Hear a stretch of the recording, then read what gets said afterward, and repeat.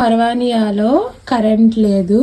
ఫస్ట్గా water use చేయాలంటే water కూడా అయిపోతే ఆ ట్యాంక్లో వాడు ఇంకా వాటర్ ఇస్తాడో లేదో తెలీదు.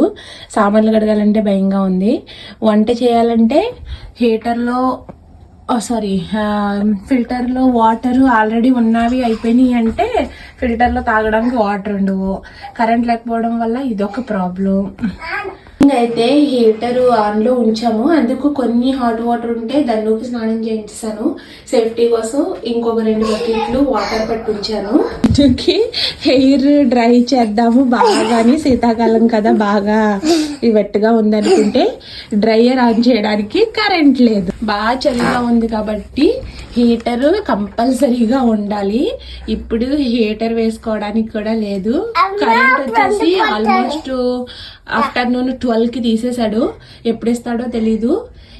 కోవిడ్లో కరెంట్ లేకపోతే ఇన్ని ప్రాబ్లమ్స్ ఉంటాయి. ఎప్పుడు వస్తుందో కరెంటు, నీళ్ళు ఎప్పుడు వేడవుతాయో, ఫిల్టర్లో వాటర్ ఎప్పుడు వస్తాయో, ఇన్ని ఉన్నాయి.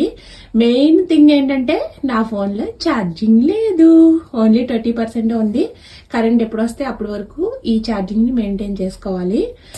దన్నుకైతే చీకట్లో మ్యాగీ చేస్తున్నాను. వాడికైతే ఆకలి వస్తుంది, ఏదో అడుగుతున్నాడని. ఇక వంట ఎలా చేయాలి ఏంట్రా సిచ్యువేషన్, సమాన్షి వచ్చి టైం అయిపోతుంది అనుకున్నాను. కానీ ఇంతలో మా ఫ్రెండ్ ఫోన్ చేసింది, అది ఆల్రెడీ లంచ్ ప్రిపేర్ చేసిందంట.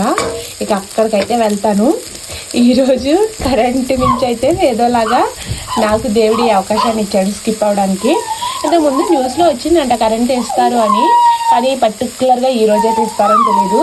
అంతేలే, కరెంటుకి కూడా నేనంటేనే ఇష్టం అనుకుంటా. నేను ఇంట్లో ఉన్న రోజునే పోయింది.